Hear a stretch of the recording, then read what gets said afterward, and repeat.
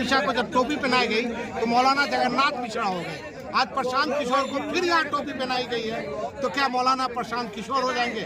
मैं तो रोज ही टोपी पहनता हूँ। जब भी जिस किसी भी मुस्लिम गांव में परिवार में गया हूँ, और टोपी तो प्यार का, सद्भाव का और हौसला अफजाई का और इज्जत नवाजी का प्रतीक है। तो मेरे लिए तो फख्र की बात है। टोपी मैं कोई पहली बार थोड़ी ना पहन रहा हूँ। और इफ्तार भी मैं हर दिन करता हूँ।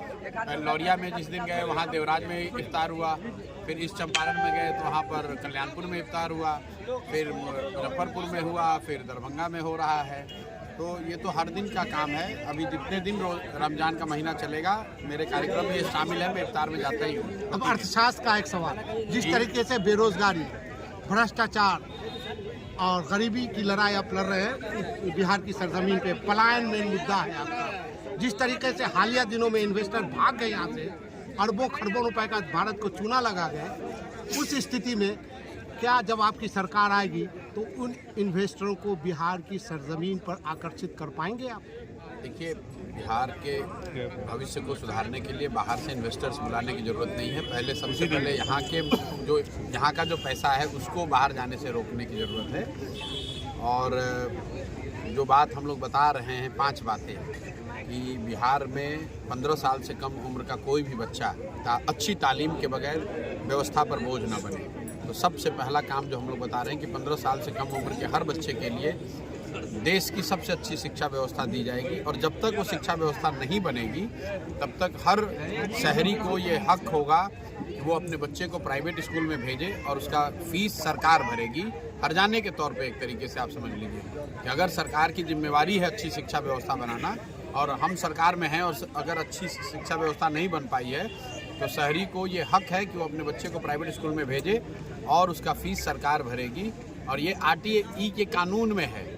मैं आपके दर्शकों को याद दिला दूं, RTE के कानून में है कि अगर सरकारी स्कूल नहीं है, सरकारी स्कूल में बच्चे नहीं पढ़ पा रहे हैं तो सरकार की जिम्मेवारी है कानूनन उनको बच्चों को पढ़ने के लिए प्राइवेट स्कूल में व्यवस्था करनी है। दूसरी बात जो हम लोग कह रहे हैं कि बिहार में जो हर साल 2 से 2.5 लाख करोड़ रुपया का पूंजी यहाँ से बाहर जा रहा है, उसको रोककर, पूंजी के पलायन को रोककर यहाँ पर श्रम के पलायन को रोका जाएगा। 1 साल के अंदर, मैं रिपीट कर दे रहा हूँ, नवंबर में सरकार यहाँ बनेगी। 1 साल के अंदर किसी भी नवयुवक को, किसी के बच्चे को, किसी के पति को 10-15 हज़ार रुपये के मजदूरी के लिए बाहर पलायन करके नहीं जाना पड़ेगा। तीसरी बात जो हम लोग बता रहे हैं कि हर परिवार में लोग रोजी रोजगार कर सके, इसके लिए कर्ज की व्यवस्था, सरकारी गारंटी पर कर्ज की व्यवस्था सिर्फ 4 रुपये ब्याज पर। ये क्यों कहा जा रहा है? क्योंकि गरीब आदमी के पास गारंटी में देने के लिए कुछ है ही नहीं। तो सरकारी गारंटी पर हर परिवार में लोग कुछ न कुछ रोजी रोजगार कर सकें, इसके लिए 4% ब्याज पर उनको लोन मिले ताकि हर व्यक्ति अपने पैर पर खड़ा हो सके। 2 और बातें जो हम लोग बता रहे हैं कि 60 वर्ष से ज़्यादा उम्र के हर महिला पुरुष को कम से कम 2,000 रुपये का पेंशन जरूर दिया जाए।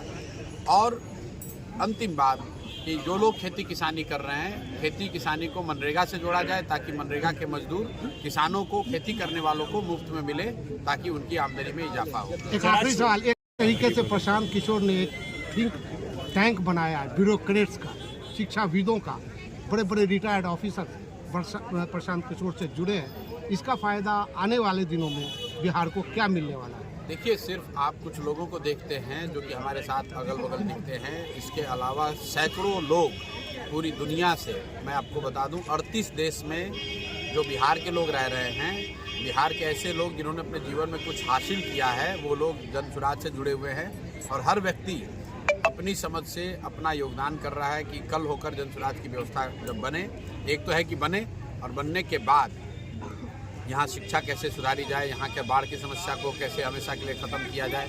बिहार भी अगले 10 बरस में देश के 10 विकसित राज्यों में इसका शुमार हो, इसी लक्ष्य को लेकर बिहार के लोग, बिहार में रहने वाले और उससे भी ज़्यादा जो बिहार के बाहर रह रहे हैं, मैं मिडिल ईस्ट के इतने मुस्लिम भाई जुड़े हुए हैं जो ये चाहते हैं, जो सिवान के हैं, जो छपरा के हैं, जो सीमांचल के हैं और अच्छी जगह पर हैं, अच्छा कुछ कर रहे हैं, वो उनके मन में ये जगह है कि भाई पहली बार बिहार में कुछ ऐसा सकारात्मक प्रयास हो रहा है। हम लोग तो हमेशा से चाहते थे कि बिहार में अगर कोई विकल्प हो तो वो उसके साथ जुड़े हुए हैं और उसका निश्चित तौर पर बिहार के अच्छी सोच रखने वाले लोग अगर जुड़ेंगे तो चाहे वो बिहार के अंदर से जुड़े या बिहार के बाहर से, बिहार को और बिहार के लोगों को उसका फायदा तो होगा ही। सर, आज सुबह से आप दरभंगा में हैं, पूरा दरभंगा आपने भ्रमण किया, कई लोगों से मिला, कैसा लगा दरभंगा, कैसा लग रहा है दरभंगा की जनता का प्रेम, क्या महसूस कर रहे हैं? इसमें क्या महसूस क्या करना है, मैं दरभंगा में 1 महीने से ज़्यादा पैदल चला हूँ और आज अगर कुछ घंटे के लिए आया हूँ तो मेरे लिए दरभंगा नया नहीं है।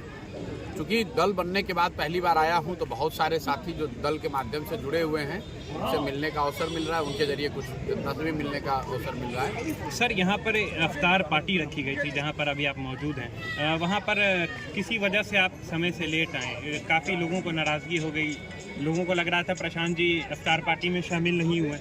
नहीं है, मैं रोज़ शामिल होता हूँ, मतलब रमज़ान जब से शुरू हुआ है हर दिन आप जाकर वीडियो देख लीजिए, हर दिन मैं कहीं ना कहीं इफ्तार में शामिल होता हूँ। लेकिन अभी जाम लगा हुआ है, दरभंगा की स्थिति आपसे छुपी नहीं है।